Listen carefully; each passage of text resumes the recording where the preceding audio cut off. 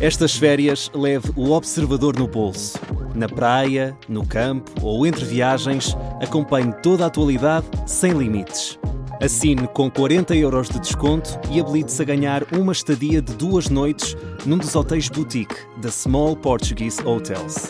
Este verão, desligue da rotina, não da informação. Assine em observador.pt. Cidade de Viseu.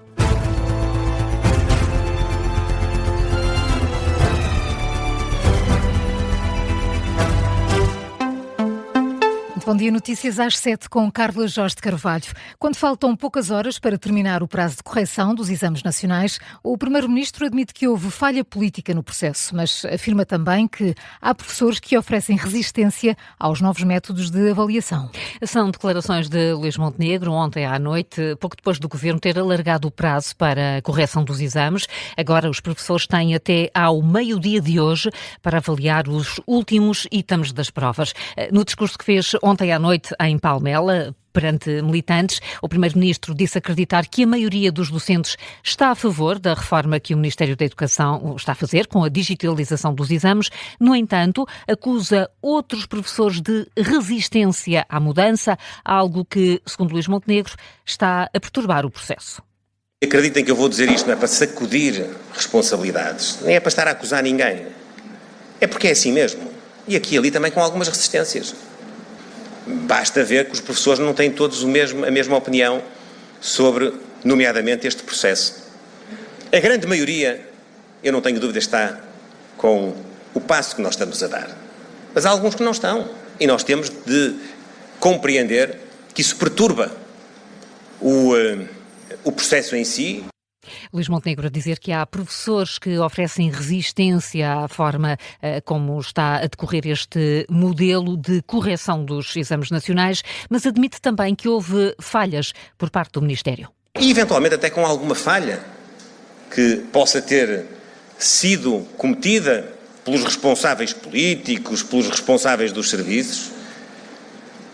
Tudo isto causa alguma inquietação nos alunos, nas famílias, em todos nós. No entanto, e apesar destas falhas políticas, o Primeiro-Ministro não deixa margem para dúvidas. A digitalização na educação e noutros setores é para continuar. Eu coloco a minha cabeça no cepo. Eu digo aos meus colegas no Governo que não tenham receio de modernizar os serviços que tutelam, que não tenham receio de enfrentar as resistências que há dentro dos seus serviços. O Primeiro-Ministro sobre o processo de correção das provas nacionais. Ontem à noite, o Governo alargou o prazo de entrega das classificações até ao meio-dia. Assim que essas classificações dos exames estiverem afixadas, o Ministério promete que os alunos vão ter acesso às provas digitalizadas, mas para essa consulta ser possível, as escolas vão ter de inserir manualmente os dados numa plataforma informática. Uma plataforma que o Presidente da Associação de Diretores Escolares diz que ainda não conhece, nem sabe como vai funcionar. É a solução encontrada pelo Ministério da Educação para garantir que os exames possam ser consultados pelos alunos antes de pensarem em pedir recurso.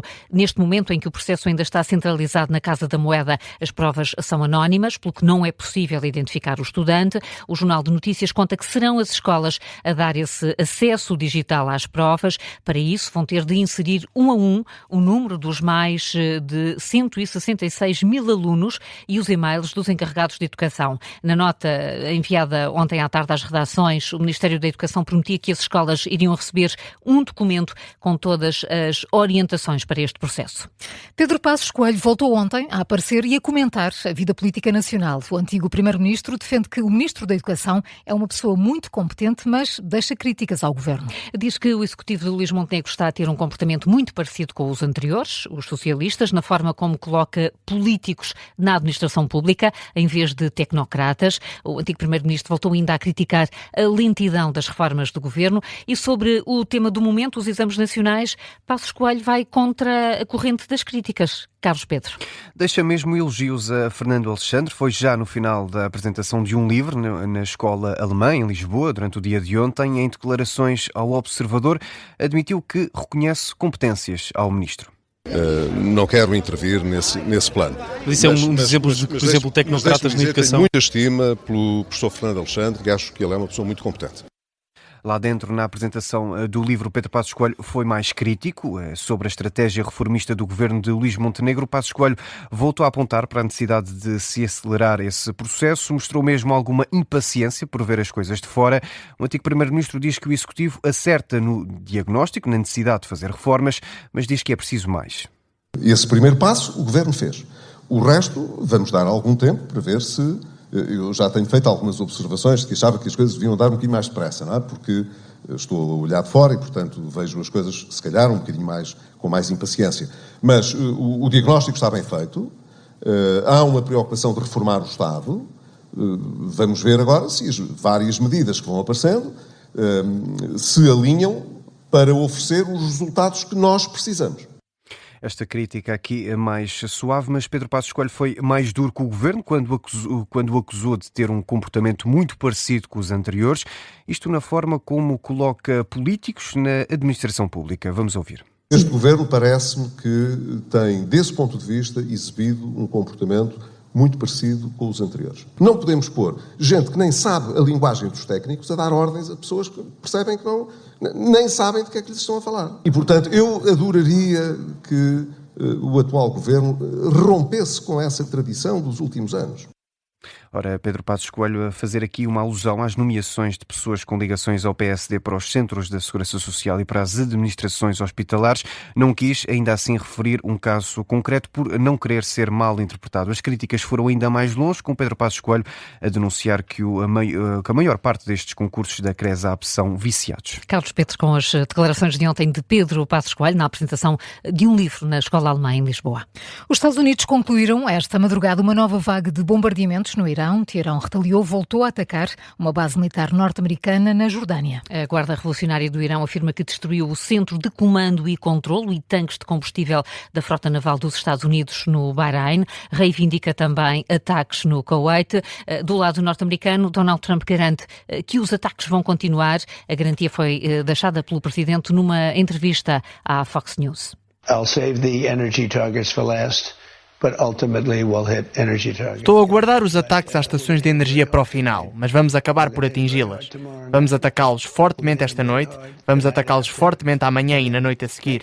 E depois, na próxima semana, vai ficar muito mal para eles, porque vamos destruir completamente as centrais elétricas e as pontes, a menos que eles decidam sentar-se à mesa e negociar connosco.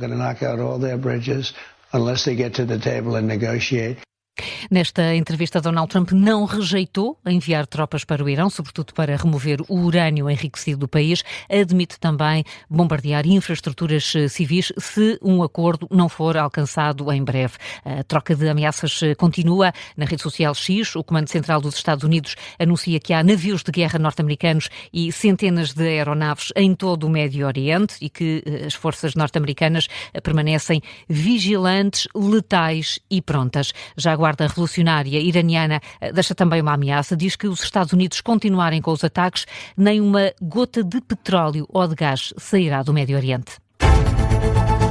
São agora 7h07, antes do Gabinete de Guerra. Carla, que outras notícias há a destacar? Governo e parceiros sociais voltam hoje a reunir-se em sede de concertação social. É a primeira vez desde o chumbo da proposta de revisão da lei laboral, proposta pelo Governo. Em cima da mesa hoje vai estar a execução do acordo tripartito de valorização salarial e crescimento económico. A reunião arranca às 3 da tarde, com a presença da Ministra do Trabalho e também com a estreia do novo Presidente da Confederação do Comércio e Serviços de Portugal, Gustavo Paulo Duarte. Israel e Líbano começam hoje uma nova ronda de negociações em Roma. Ontem, o Ministro israelita dos Negócios Estrangeiros afirmou que o Governo está preparado para avançar com a implementação de 2 zonas piloto no sul do Líbano. No fim de junho, os 2 países assinaram um acordo com vista a uma paz duradoura, mas os ataques israelitas no sul do Líbano continuam até ao dia de hoje. No Campeonato do Mundo de Futebol, Argentina e Inglaterra entram hoje em campo, quando forem 8 da noite, hora de Lisboa, para a segunda meia-final da competição. Quem vencer vai defrontar a Espanha, que ontem eliminou a França com uma vitória por 2-0. A final é no próximo domingo.